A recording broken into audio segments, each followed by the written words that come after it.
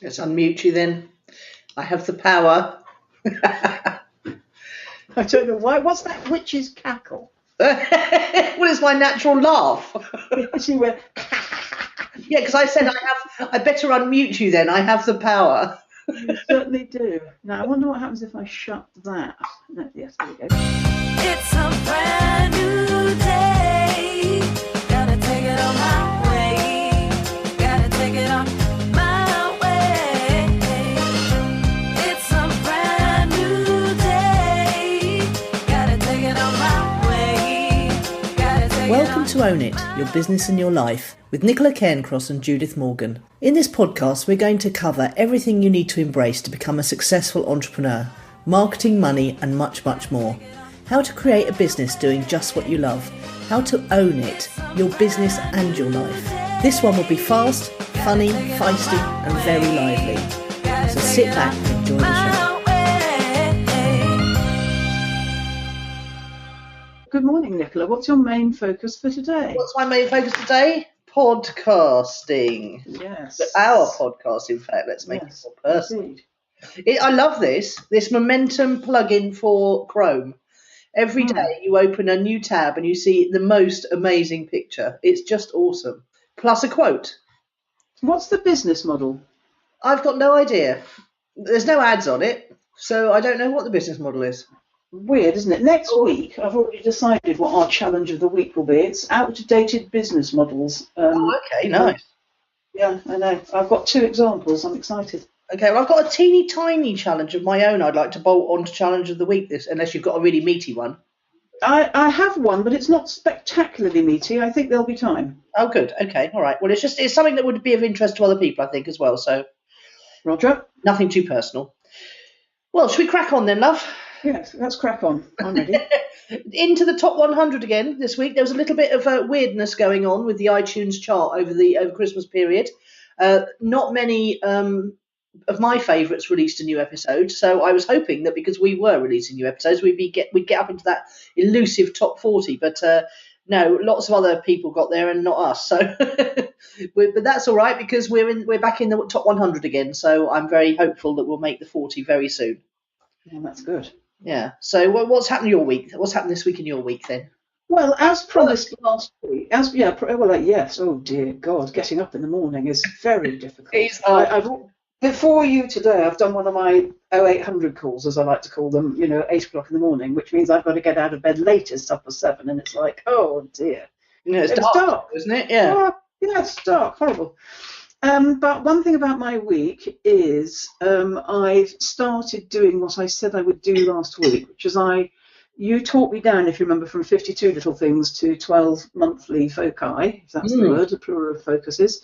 Yeah. And I sent them out in my newsletter on Friday. I'm not wedded to them, but I've started January's, which is the thinning out of the lever arch files, and I'm down from, well, they all fit onto the shelves now, so that's an advance. I'm down from something like 20 to about 14, I think. I think I've got rid of 6, which is not bad going. This place looks far worse than before I started because I haven't got the security shredding man yet, so I'm knee-deep in paperwork, which isn't great. But I tell you what I've discovered. I'd forgotten that clutter clearing is messier to begin with before it's neater in the end. Yes, well, that girl said, that Japanese girl said that. She said... Does she? Okay. She said that's why it's important to do it in one day, because it really gets you down if it drags over into more than one day. Oh, well, this project's because I want to start selling things as well in preparation for my big off to the Caribbean. I don't know when it's going to happen, but, I can make it happen by starting to sell things. I've got, for instance, and this worked in the last house, but I haven't lived in the last house since 2007. I've got a gorgeous white company 8-person dinner service, which has just sat on my shelves since 2008, and I'm going to get rid of a 6-person dinner party service with the large plates, the large bowls, the medium-sized plates, the small plates, the teeny tiny plates, the table mats, the napkins, the champagne. I'm going to get rid of it all. Vegetable dishes. Oh, to the woman. You'll have to come up here, Nicola, and get them, obviously, because I can't ship them down there. But, the proper thing with the clutter clearing is, most of the time it's just me. 1 plate's enough. 2 two at a pinch. I don't need 8 of everything. It's just madness. But I thought, because I sort of vaguely like, well, it's years since I don't have the irony of this. I don't even have a table big enough to seat 8 people, or even a room big enough to take a table in this house. Anyway, there we go. So I'm not just thinning out my lever arch miles. I'm selling stuff I no longer need or want. Well, I've definitely noticed an uptick in your Caribbean activity. I've noticed you've been focusing on it much more. Yeah, I'm ready. I'm born ready. Yeah. Well, that'll be fab because I'll go. I'm thinking of Eileen being there. Irene being there on our Christmas episode. I'm taking that as a sign. How annoying was that? Yeah, it was a bit annoying, wasn't it? It was a bit annoying. One of our listeners listening to our show from your favourite in my island. Yeah. Now, something else really. I'll tell you off after the call because I don't want to dominate the call with something negative, but something really awful has happened. I'm quite well connected in Facebook groups about my island, and something really awful has happened in one of them. It's really discombobulated me and thrown me for I don't know what the expression is, but I'll tell you afterwards, okay? Because it's really quite scary and negative. I don't really want to share it on the podcast because I'd rather we had a more uplifting vibe on here. Well, we'll talk about it afterwards, then we might talk about it next week if there's something. Yeah. Tell me something about your week. Oh, this week has gone bonkers, Judith. Do you know, Nicola, I knew that because it wasn't a sign of you. You were quiet as a church mouse on Monday, and I thought, I wonder what she's doing. Well, Monday was me trying to catch up just with, things. And I spent Monday largely, I'll tell you about it in the project updates what I spent Monday doing. But on Tuesday, I looked at my diary and it was chock-a-block with people booked in to talk to me, from existing clients to potential new clients. And yesterday I had 2 amazing calls with 2 amazing women, both who've got stonking businesses. One who serves celebrities, and I know that you'll know the name of one of them. So I can't say, but basically she used to be a journalist. She realises that lots and lots of journalists, we've always said this, haven't we, are negative and critical and not, the news is always negative bias. So she realised that she was just withering on the vine, and that gives you a clue about one of her clients. So, yeah, exactly. And so she came out of that, and she actually created a really brilliant thing called Talk to the Press, which was a website that got search engine love. And if anyone wanted to talk to the press, she acted as a broker. So they'd go and talk to her first, and then she would then broker them out to the best journalist or the best outlet. And eventually this business just got so good, she sold it, she said, I knew I had to do it because it was such a negative world, and I was hearing such terrible, terrible stories from people. It really brought me down. And you talk to her, she's the most amazing, upbeat, energetic woman. And she now runs basically a digital marketing and promotion agency for celebrities, but mainly celebrities on a mission, celebrities that have got something really positive or cool to share. And she also now has started looking after business experts, business scions of business who've got great businesses who want someone to look after them, but not, in the way that Max Clifford used to, but more than that now, because she looks after their website, she looks after their social media accounts, she gives them strategic advice about how to conduct themselves in the press, just really an all-round service for celebs. And they're both actually gorgeous women, lovely, positive women. I was so up after I talked to them. And one of them said to me at the end, it was so funny, she said to me at the end, she said, what do I do next? I said, you send me an email saying you want to go ahead and we'll swing into action this end. And she said, right, I'm opening an email now. And she literally typed, Nicola, I want to go ahead, in front of me. It was brilliant. And then sent it while I was still on the call. So that was just the most exciting start to the year. I've got another few people booked in on Thursday because those are the 2 days that my diary is free. And I've swapped to a new diary. I've gone to Appointment Core because it lets you put custom thank you pages, and I want to be able to track my Facebook advertising all the way through my funnel. So it's been a great week so far, Judith. Oh, very good. It's only very, very early on Wednesday morning. I know. And a new silent witness to boot. I mean, that just... you see, now I saw... I'm in 2 minds about silent witness. She is so... I think Nikki is crackingly annoying. She is. And when I saw that the 2 episodes were going to be about... it's getting on my wick in how many police-type programmes the victim or the perpetrator turns out to be the person in the program. I mean, how annoying. They're supposed to be, investigating third-party crime, not their own messed up lives, being unprofessional. I've eschewed this week's You obviously haven't watched episode 2 then, because well, I've looked at it and I thought, well, I'm not doing that this week because she's so annoying. Well, she is so annoying, but for different reasons. She didn't kill that woman, by the way. Basically, she is so annoying. I shouted at the television several times, why would you do that when she was going down into the cellar on her own? Why would you be so annoying, Nikki? Why would you walk into your dark flat when you can't turn the lights on, when you know that somebody had broken in through the window the night before? You wouldn't do it, would you? Well, you wouldn't go home. You'd go and stay with somebody else. Yes, I would.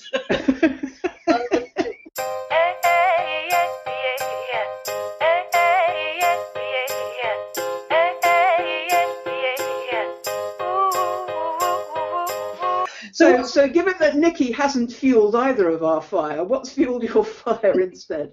Well, I've been continuing my profit first clear out. And in fact, I've got from that, I've got a little teeny tiny challengette in my. I just want to talk about my thinking and make sure I've got my thinking straight with it.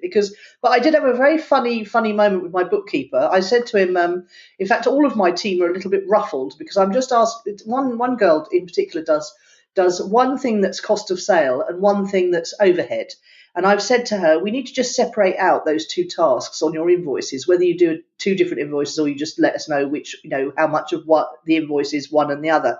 And she got quite upset with me. And I was quite upset that she was quite upset because she thought I was questioning her integrity. And I totally wasn't. I trust her implicitly. Yeah. I need to get straight for my spreadsheet what's overhead and what's cost of sale anyway. Well, I tell you why as well, because it'll be a different nominal code, Nicola. Well, so then I went to my bookkeeper, who I've never met, Ian, and I said to him, this is what I'm trying to do, and can you print me off a list of my suppliers so that I can see over the last 3 months, so that I can see, who I'm spending money on, because my overhead costs are spiraling. I keep signing up for things, £30, $30 there, $40. It's only little amounts, but God Almighty, they mount up. And I said to him, I just want to go through with a fine-tooth comb and make sure I'm still using all these bits of software I've signed up for. And he came back with a very funny thing. He said, if you want to get your overheads down under 30%, he said, it's quite simple. He says you have to increase your turnover or halve your overheads or something like that. But it was a very pithy, bookkeeper-y thing to say. And I didn't. Yes. Like, don't bother me with it. Just go and make more money, and then your overheads will go down as a percentage, as a natural. Well, I sort of agree with him. That's always been my strategy: not spend less, but make more. But actually, of late, I've switched, and I think spending less is a way of making more. Well, also, I got used to managing this business with absolutely no tools at all, and now I've got money coming in. I don't want to, see the next shiny object. And I did actually invest in a shiny object last week, and I've just asked for a refund because I took one. I thought I needed it because it was a lovely Facebook tool. It basically was a bit of software that automatically took the Facebook leads ads that you can run and put them into your CRM, your database. But actually, I'm never going to use them because there's no point that you can put a pixel on them.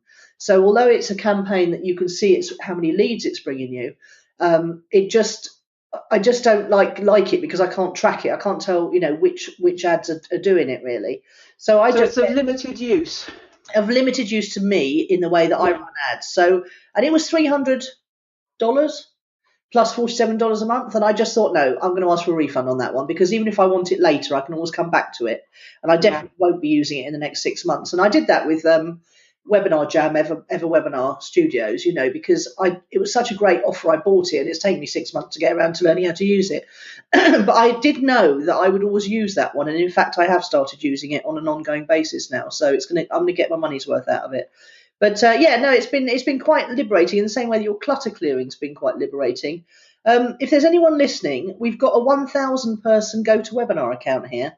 And we use it once a week on a Wednesday morning. So I'm looking for someone to hire it off me for the rest of the time who would like to run really big webinars and doesn't get on with Google Hangouts. So if you find Google Hangouts impossible or difficult, or you want to run webinars that are I might be in the market for that. Oh, okay, all right. Well, we'll talk about it afterwards then. So I'll have your dinner service, and you can hire my webinar service. Yes, I don't know that I'll need it yet, but I might for something I've got in mind. Oh, okay. Well, it takes. I didn't know if I knew I'd had it for yonks and yonks and yonks, and I didn't know if they dropped me down to the 100 person service. But I checked recently, and it's 1,000 people still, which is quite nice because they're nice and private. That's the thing. Go when you do a webinar Hangout. What's it called? A Google Hangout. It's not private on your channel while you're doing it. So, some people don't like that. Yeah. What's fueled your fire then? Well, you and I both being on that list of 100 female bloggers that must be followed, but it's on the blog. I was thinking about it. It's made me laugh actually this morning because I was saying to somebody that they've put me on this list of 100 female bloggers you've got to follow. And I said, I've only been blogging for 15 years. It's lovely to get some recognition after all of this. But it wasn't just that we were both on it, but the podcast got a mention. No. Yes. Oh, my God. Yes. Under your name. Good God. I missed that bit because, of course, when it was announced, their server went down for a little while, didn't they? Because of it did, yes. So you haven't read it. If you look at your entry in the list, it also talks about the podcast, and it says, that all women, all people are talking about. Oh, how exciting! And didn't your friend come up with something funny recently? I don't know what you're talking about. You told me the other day that your friend said something. Oh yes. I sent a link to two friends yesterday bragging about it. One who both of whom I've taught blogging too, actually, and why you should. And the first one, who will never make a blogger because she's a supporter, which means let's go out and talk to people, be with people, play with people, rather than write about it online. Yeah. She happened to be with somebody we both know, and he said, "Oh yes, I've heard that. Everybody's talking about that blog. It's the blog. So our reputation preceded us there, which is good." Awesome. Anyway, it's encouraged me to blog more, something I've been dilly-dallying with. I'd already put in my list that 1 month I'll do it for 31 days straight. But, it doesn't, it's the merest whiff of encouragement goes a long way. Yeah, absolutely. And so, we do it from some internal drive, don't we? But an external pat on the back never goes amiss. No, it doesn't. Talking of which, if you're listening to this, you haven't given us a review yet. This is how we get to the top 40 of iTunes chart. If you could go and give us a 5-star review, that would be awesome. 4-star reviews are also acceptable. We don't actually mind what stars you give us. It's the number of reviews you get that counts, apparently. So. Very good. Very awesome. Good.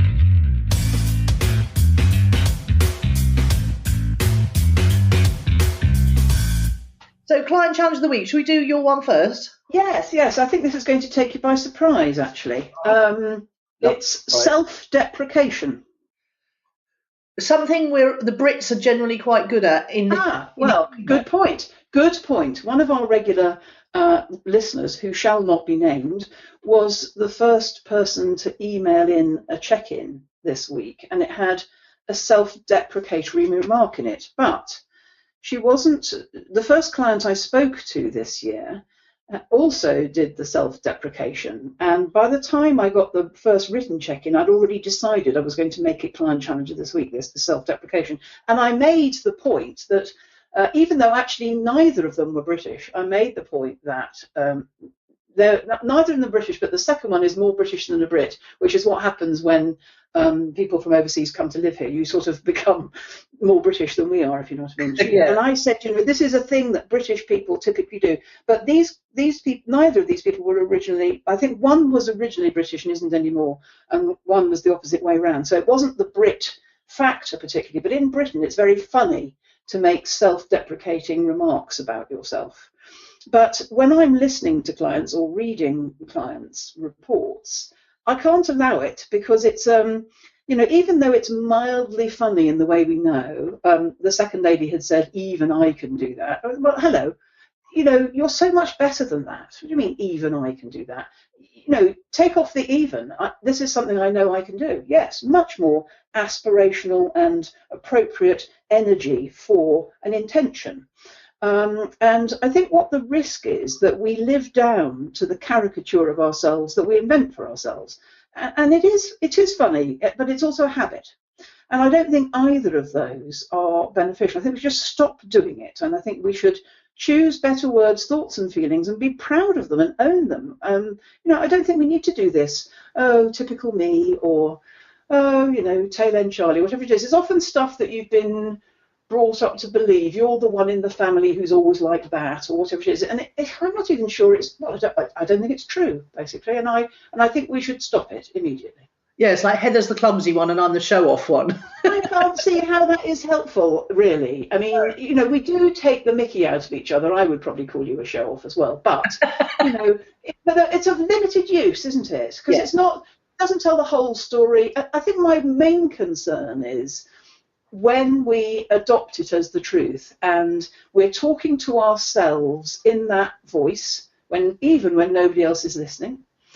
It's a variant of modesty as well. It's like, well, don't blow your own trumpet, or don't get too many big ideas, or so you want to blow your own trumpet and you have those big ideas, but you temper them with this humorous self-deprecation. And I don't see any value in it at all. I think it should stop. And in the first call I had, the lady was a bit of a stranger to me, and she said it once, and then she said it a second time, and the third time I had to say, look, I've got to observe that you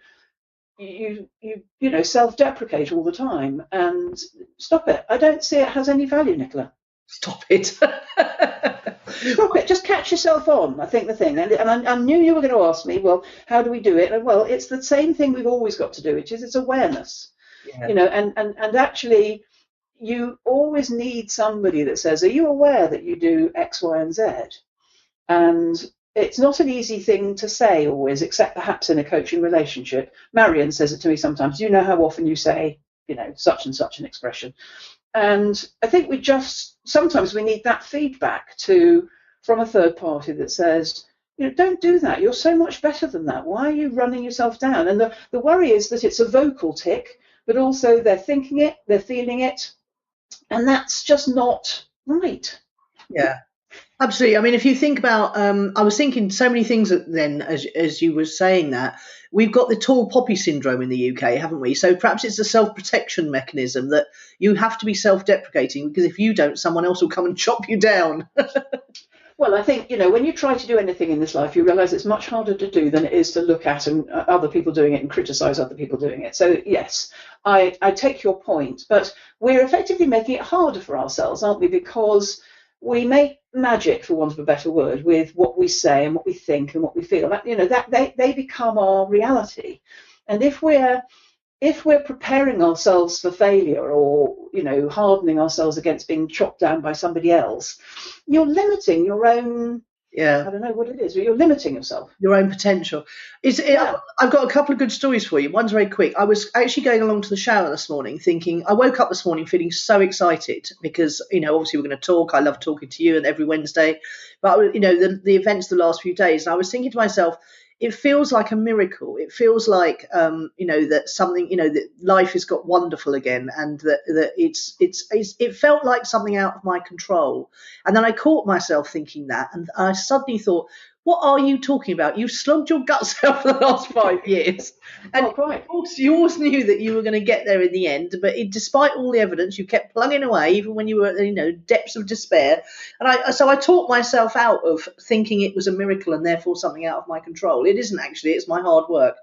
And the other thing was that I'm in this group called Internet Marketing Super Friends, which is quite blokey, but there's enough women in there for it not to be 100%. And we've got I've got a friend who I like enormously. He's very funny, he's very clever, and he runs a big digital marketing agency, having come out of corporate life. And he's got a whole team of people in Eastern Europe, and he goes over there once a month, and all that stuff.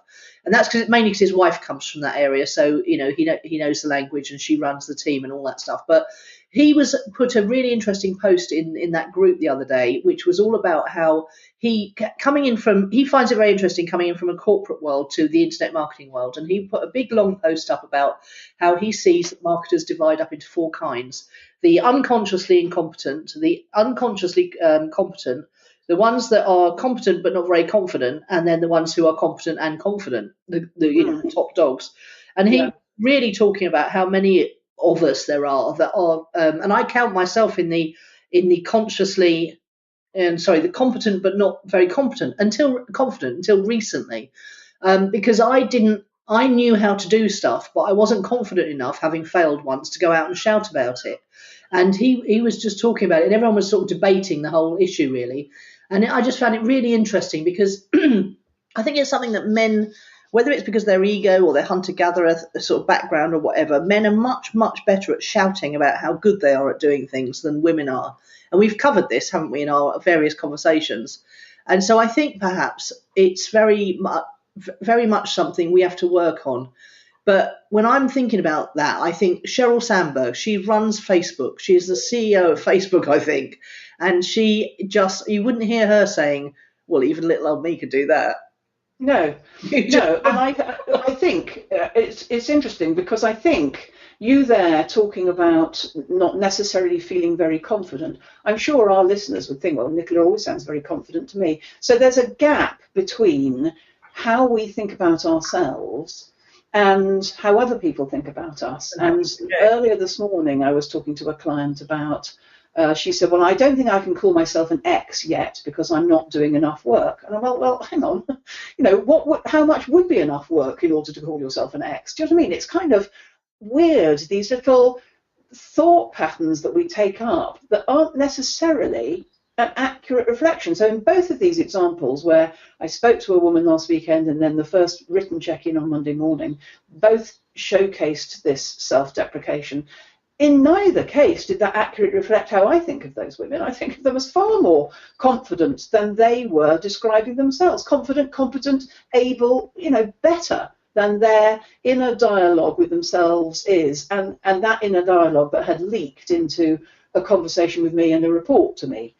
And so it isn't an accurate reflection. And I take your point entirely about British and humour and all that. I think it's international humour now. My first thought about this was, I think it's women. Then I thought, well, no, I know some nice modest men who would say things like that as well. I don't think it's about nationality or gender, actually. I think it's somewhere along the lines we've picked up influential voices of third parties, adapted them with this humorous tick, and now it's just the way we think and talk to ourselves, and it's not helpful. Yeah, it's like, Heather is an international singer of some repute, and she still tells stories about how when she tells this really funny story. They came to sing at the local church recently, just because her friend runs choirs. Now, her friend is about, 30, and she's a female conductor. She's been on television shows, judging choirs in Wales. And anyway, Heather and her, as a favour to a friend, came to sing at Christmas at St Mary's Church in Shoreham. And Heather tells this hilarious story how they came round here to get changed, and then she left her glasses here, and she realised that she wasn't going to be able to see the music when she got up on the pulpit to sing her solo. So she had to borrow a pair of glasses off this woman on the front desk. And then the glasses weren't right, they weren't bifocals. So as she was going up to the pulpit, she tripped and on the hem of her dress and up the steps, and apparently the conductor friend, all she could see was Heather going hell for leather over. All you could see was his arm grasping at the top of the pulpit to pull herself up, and then the soloist hauled herself up. He tells his. Well, you see, I think those things do happen to us. Jennifer Lawrence did it at the Oscars, didn't she? But what you can't then go is, oh, these things always happen to me, or I never arrive elegantly me, or where you're making a little bit of a joke of it to ease the sort of social dis-ease in the moment of it happening. Exactly. It's fine. We're just human beings, but what we don't want it to do is become a habit. Yeah, absolutely. And the other thing is, she was always told she was clumsy, and I was always told I was the show off. She's the one who sings around the world and occasionally trips over. And I don't actually care about being, a 1,000-person webinar and being on stage. I absolutely love it. So obviously it didn't sink in to any great degree our nicknames as children. So, it's okay. You can overcome your label, as it were, I think. Yes, yeah. I think the thing to do is, though, even if other people label you, you mustn't adopt it and label yourself. No. So you can smile politely and think to yourself, that's their reality, good for them. I'm not going to become a cliche. And I don't know that it's even true. I think if I told my family what I think they think is my cliche, they'd go, what are you on, Judith? Yeah, what are you You know, talking about? You're imagining. yeah, exactly. You just said two of your favourite expressions there. That's not my reality. I love it when you say that. And the other thing I loved that you used to say to me was, you're hallucinating. Yeah, well, Michael Neal taught me that. When you think you know what other people are thinking about you, you're making it up. Yeah, you got no idea. But I bet Yeah. Sheryl Sandberg occasionally has moments where she feels a little less confident. She probably has a coach. No, do you know why she does? You know why that's bound to be, because Cheryl is a woman, a human being woman, mother, I think. I'm Yeah, not sure about that. But anyway, she's a human being. She's Cheryl as well as the CEO of Facebook. And we can be, as human beings, both of those things. We can be extremely confident and confident in our professional lives. But when we go home, it's still Cheryl making the omelette. Do you know what I mean? It's, yeah. you have this dual reality, don't you? Yeah, and I know that all top performers. I mean, I have people I talk to when I'm feeling less than confident, yourself included, and I know that all top performers have someone that they can talk to when they're feeling less. Well, I love this idea, actually, that you can be, you know, these two different people. As my sister-in-law used to say when my brother came home from work, you know, when my brother was the CEO of a bank and he had a chauffeur, and when he got to the bank, the doors just opened, he didn't need a key to get into work, you know, that kind of thing. She'd say, you're not the CEO around here, you're just the dad. Yeah, Which means, you know, you might have two PAs and people to drive you around and fly you around the world. But when you get back home here, you roll up your sleeves and you dig in and you do the washing up and the cleaning and the putting the children to bed and all of that stuff. You know, we live dual realities, don't we? good for her. She sounds like a right top bird. She's quite a feisty piece, yes. And I'm reminded of that other story about my best friend Nicola, who you remember when we did the wealth conference in that stately home, and there was an add-on where people could pay to sit next to me or you or anybody else at dinner. Do you remember that? Yes, I do. And Nicola said, I can have dinner with you any night of my life that I like, and it's free. And she said, it's worth every penny. So she won't let me believe, you know, my own publicity, which is rather funny. Nicola, what an awesome. So she's the opposite. Her role is to bring me down. It's not my own role to bring me down. It's Nicola's job to stop me believe my own publicity. Well, can I bolt on my little challenge? Yes. Bolt on your one. Okay, so in the process of clearing out to attempt to get my overheads down under 30%, obviously my turnover has gone up dramatically this week, taking 2 new clients on. So I might have done it accidentally without even knowing it. But the best way, Nicola. Yeah. So and you did touch on it actually in this you know, as we were talking about it earlier. But I was wondering, is it, you know, there's two things. One £65 a month, which is GoToWebinar, and then one £40 and £50 a month, which is Visual Website Optimizer. That's £100 a month of software that I don't use very much.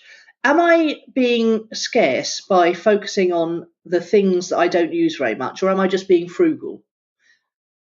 I tell you what, it's a good question, because, you know, my equivalent of GoToWebinar is called WebEx, and it currently costs me $58.80 a month, and it goes up in increments. So when I started both of my groups, you know, the 8-member person was enough. Then it went up to 25. Then we got more than 25, so I had to go up to 100, whatever the next leg was.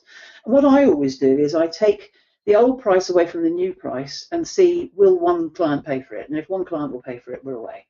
But I think I do think all overheads bear scrutiny all of the time. And I think it's really interesting to hear you say, I sign up for a lot of things, they're only $40 each, but they add up. Because that's what our clients in the Money Gym used to say to us all the time. You know, and you'd say, come on, you know, if you're serious about this, get another one. But now you're seeing it, which I think perhaps is a truer way, which is, you know, overheads take earning. Yeah, they do. And when there's a lot of them, as you know, in the olden days, it was just a mailing list, wasn't it? I mean, that was what I was encouraging them to get, was a mailing list. Yes. But now, you know your bookkeeper. You know your bookkeeper or your accountant, Heather's partner. Yeah. When they do either of them send you management accounts? Yes, I get management accounts at the end of the month. But right, then you want to be reviewing. You want to be well, then they need to be unlumped, and you need to be reviewing you need to know what's in each of those category lumps all the time, and you need to be reviewing them all the time. Yeah, and luckily Xero is you know, really good for that. So when I asked him for that report about, you know, what I spend, you know, what he just printed it off and I was able to go through it. But a lot of things weren't on it. So I've gone back to him and I've said, where's this and this? Yeah. And I think it's going to be lumped into a category called unknown because it's taken him a little while to get his head around the fact that I use so many online tools.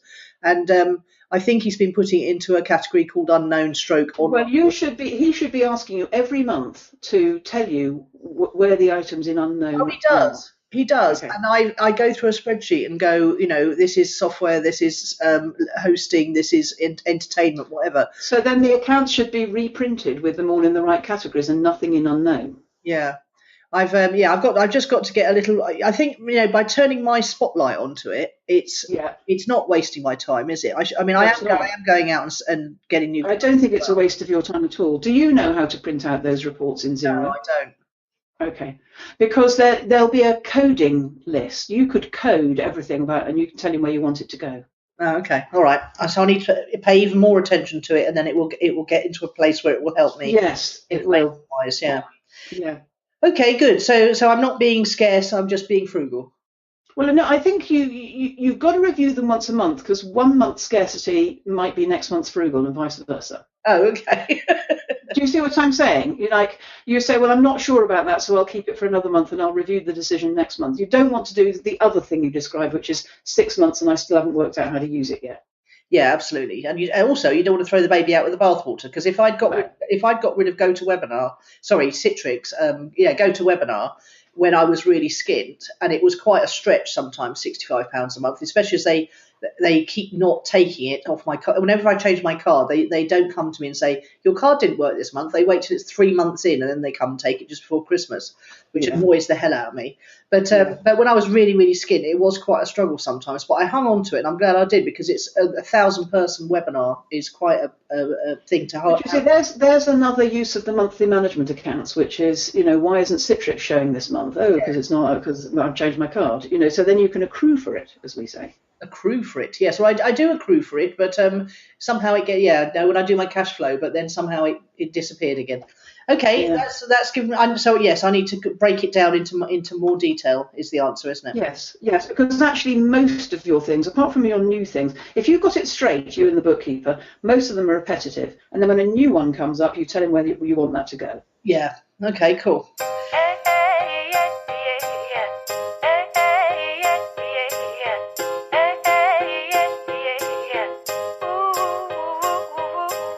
What's your word of the week then? It's grit. That's the exact opposite to my word. Because it took some grit. It takes some grit to, after 2 weeks off with a lot of sort of weird sleeping patterns, to get up on Monday the 4th of January and get back into it, I think. I think the first two, I'm normal again and it's only Wednesday morning, but the first couple of days take grit. I'm still not normal because I'm still reading my science fiction book, which makes it so good. It makes me want to read on till 1 a.m. and really to get up at 8 and be ready for work at 9. In the Christmas holidays, I'd almost completely swapped from being awake all night to sleeping all day, honestly. And I couldn't sleep at night and I could only sleep in the daytime. I 180-degree switch. So grit's good. And it's the opposite of mine, which is inspired. Oh, good. So, because I was thinking about how inspired I feel this week and how lucky I am to do something that I feel so excited and inspired by. And each new client inspires me because it's a different creative challenge to run ads for one person who does, perhaps recruitment to another person who runs a digital agency for celebrities. I love that constant, the diversity of it inspires me. Interesting, that's how I feel about my clients. Even if two of them do the same thing, because of they're different human beings, it always feels unique to me. Yeah, absolutely. Oh, very nice. Now, there's something I want to say in this category. Oh yes, everybody I know, myself included, and yourself included, by today's date, which is the 6th of January, has had a nice thing happen to them. So 2016 began well for everybody I've spoken to so far, including me and you. Oh, so do you think this is the turning point? from? No, I don't. I think it was just Mercury went retrograde yesterday, for as much as you care about that, and we've got sort of 3 weeks off now. But everybody had a New Year's present. That birds on the blog thing was my New Year's present. I mean, it might not be massive, but it was an encourager to get going. And everybody I've spoken to has had an equivalent, which is, oh, I've got an exciting little piece of news. It was almost like a New Year's present for everybody. Now, I do think we'll have to dig in a bit, but it's encouraging, isn't it, to have something new and exciting. Yeah, it is. It is. And the other thing is, normally I'd be getting ready to go on the cruise right about now, but it's not till the end of the month, which is giving me 3 solid weeks of, well, 2.5 weeks at least of getting stuck in before I then have to pack to get on a boat. So I think that definitely helps. And So that's is it later this year? Yes, it's 2 weeks later. They brought it forward so that they brought it back so that it coincides more with traffic and conversions. So people who fly in for the cruise can then go on to traffic Oh yes, and conversions. that rings a bell. Yeah. Yeah, and yeah, that's another thing. I mean, I'm very inspired at the idea of going to the Caribbean. Sorry, Judith. but then that'll hopefully inspire you to carry on thinking about St Martin and how you can get out. Well, I have to say to both you and Irene, I'd rather poke my eyes out than go on a cruise. But I'm happy and delighted that both of you can relish cruising. I like it. Yes, in fact, I might retire. Like the old the stories of how much cheaper it is to retire onto a cruise ship, and you can negotiate apparently a year's fees and just move from ship to ship within the same line, and it costs you less. I think the main saving is if you fall over and break a hip, they're obliged to fix you at the cruiser's expense, isn't that it? Isn't that why old people live on cruise ships? It's because it's cheaper than living in a retirement home. Well, it's cheaper than living in a retirement home, much nicer because you get waited on hand and foot, and everyone acts like they're pleased to see you. Yes. And then you've got all the entertainment laid on, and yes, I think there's something along those lines. I don't know about that bit of it, but I've read some great stories about why people live on cruise ships, and I can quite fancy it myself. Interestingly, the people that live on my island, I would say 99% of them, I am the exception, found the island. Their first visit was via a cruise ship. Yeah, yeah.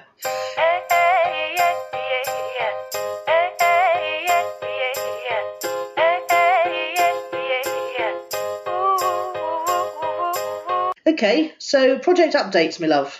Well, I've already told you mine, really, which is last week we talked about doing these 12 things, and my first one is this lever arch file clear out and house clearance selling things so I can go and live abroad, and the mess I've created. So I've rather doubled up here. So you tell me about yours. Well, I haven't done my 12 things, which you've just reminded me about it, so thank you for that. I have had some ideas, so I just haven't written them down yet. I had that itch about coaching, about the new year. Yes. Thing. I wanted to do some coaching. I was told by everybody not to. Couldn't get rid of the bee in my bonnet, so I ran my 6 figures in 6 months webinar. And one surprise was that I told my story in a very brief fashion, because of course my story is getting longer every year that goes by. And I was trying to not do too much of that me stuff. But I did tell a very edited version of my story, the lowlights and the highlights, and I've had so much strong reaction from that. People, emailing me to say, "Oh my God, I can't believe you went through that, or you did that, or whatever."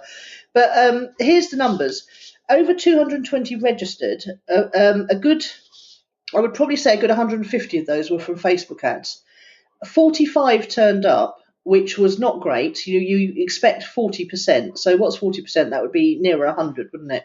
Yeah. But it's quite common, apparently, with cold traffic that you get a lower turn-up rate.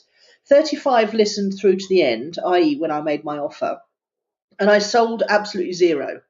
Now, I think I know why that was. It was because I followed someone's example, which was that they asked them to make a small 100% refundable deposit before they booked in to talk to me. And I think that might have put off cold traffic who don't know me as well, because they probably wouldn't have had the same trust level. So I'm sharing all this because I want everyone who does webinars to realise that it can not go 100% to your... I think that what you've told me is exactly what all my clients are reporting. I think there's webinar ennui, frankly. I think we're bored of them. And now one more thing. You could take, oh, right, go. I was going to say you could take it as a sign from the universe, but you're not to do the thing we all don't want you to do. But you're just about to say, however, so there was an upside, was there? Well, I took it. I come off the call. I was totally unattached to the outcome on this. Yes, I remember you saying that. I didn't get upset at all. But it turns out that one of the new clients that signed up on Tuesday was actually on that call, and she saw my ad. And because she's got a digital agency, she thought, oh, that looks like a useful bolt-on to my existing services. But she decided throughout the course of the webinar, while she was listening to me, that actually she needed me to do her Facebook ads first so that she could get new clients in, and then she could talk with absolute authenticity about the fact that we can now offer this. She could now offer this service, and it would work. So, she now has signed up as a client as a direct result. No. This is perfect. This is perfect, because the reason we didn't want you to do this webinar and this coaching bee in the bonnet thing is we wanted you to focus on your thing that's really working. So the one result that came out of this was another client for your thing that's really working. Yes, and I've had 3 people who've asked to become affiliates so that they can refer business to me through an affiliate link. So I've got 3 new affiliates and 1 new client. So it is perfect. You're absolutely correct. So the other thing I've done now is I've chopped off the end, and I've just made it so that people can just book in to talk to me after the end of the webinar. And I've put it onto EverWebinar, which is part of Webinar Jam Studio, which I haven't used for 6 months and have now learned to use. And I can now forget about it, Judith, because it's completely automated. And so if you are actually using EverWebinar or Webinar Jam, why don't we just switch to that for this? We could, but it uses Google Hangouts, which means that while we're recording, it would be public. But that's not such a bad thing. I don't mind just for an hour while we're talking, it's public. I don't mind that. Yeah. We won't. We could use my WebEx, but that gives you an MP4, and I don't know what to do with those. I don't know if you do. Yeah, you can convert them to MP3. I was thinking, what I'm saying is, we've got 2 choices there. We won't discuss this on the call, but we've got 2 choices.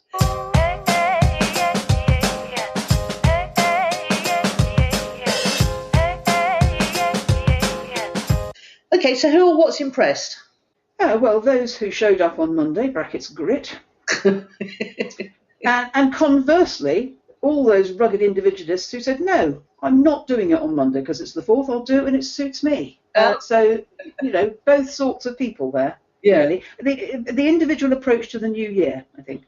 Yeah, so I'm easing myself into it, or I'm throwing myself into it. It's the cold shower brigade versus the warm brigade. Yeah, exactly. It's the grit merchants, of which I was one, versus the rugged individualists.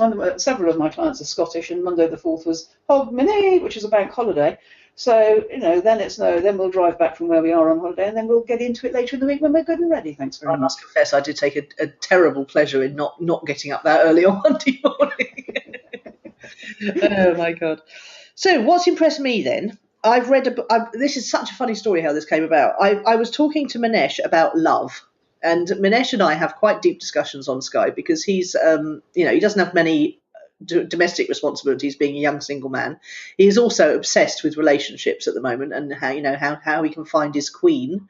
And so we talk about love quite a lot, and I'm obviously at the other end of the scale, being 54, so I share my rather cynical worldview of love, and he shares he reads lots of books like the ones, Way of the Superior Man and David Dada stuff. Anyway, he was recommending a book called, can't remember what it was called, I never can. It was by David Dada, and it was called something along the lines of Intimate Communion or something. And I thought, I hate the sound of that, but he said it's absolutely brilliant, so I bought it on Kindle. And I knew, you can tell when I'm not really serious about a book, because I buy it on Kindle, because I prefer to buy proper books if I think I might want to keep them. And but don't get into the conversation about the cupboard full of books in the corner. So anyway, I opened up my Kindle to read this book, and it was actually open at a book that I bought during the summer for a friend. When a certain friend was going through some issues, and he never got round to reading it, but I opened it, and I obviously did start it because it was open already. It was called 3-Minute Therapy.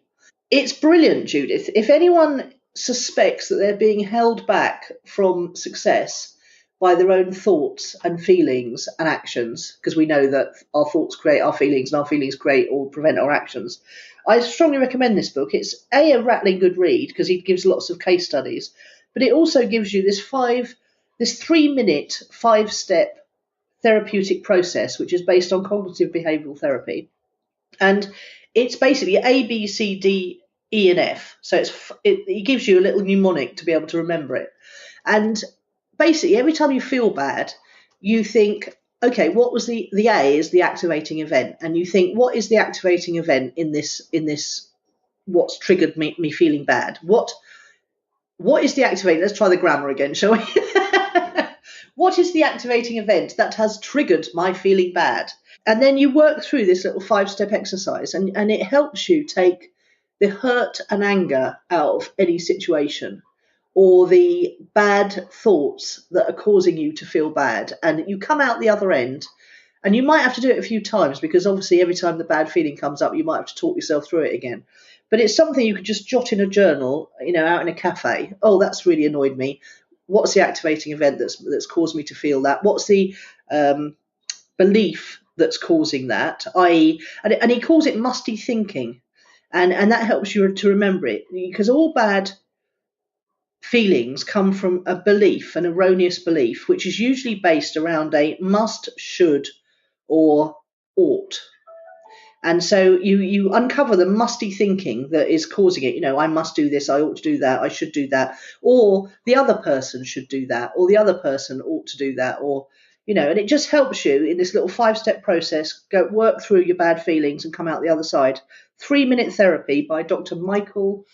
I've got it, Edelstein. Oh, okay, it's not the one I was thinking of then. No, Mike Mikowski. It is Dr. Michael Edelstein. The other one is a man you've mentioned to us a couple of times in recent weeks, which is why you're getting confused. Yeah, Dr. Michael Edelstein. I loved it. It's not a thick book. It's not a heavy book. It's got lots of little stories in it, and you come out with something really practical at the end of it. Highly recommend. That one where we think that other people should do things is just bizarre, isn't it? Oh, it is. Everything would be all right if so and so would just see it my way. Yeah, and when I was working through some of my stuff over Christmas using this book, I really did realise that there is no reason on earth that person should behave in the way that I think they should. No, quite. And it's really astonishing. And I'm just aghast at how often I do that. And how bad it makes me feel, and how pointless it all is. Yeah, I do it quite a lot, and I catch myself on doing it. And it's one of my favourite ones at the moment, is if you run a Facebook group, don't be grumpy. If you're just going to be grumpy with people all the time, why are you bothering? If you can't love them, stop doing it. It's called social media, not grumpy media. Exactly. Don't bring other people down. Brilliant. Oh, that was an awesome episode for our new year. So thank you very much, Judith. Okay. We'll talk to you next week, all right? All right. Yeah, see you, Doyle. Bye.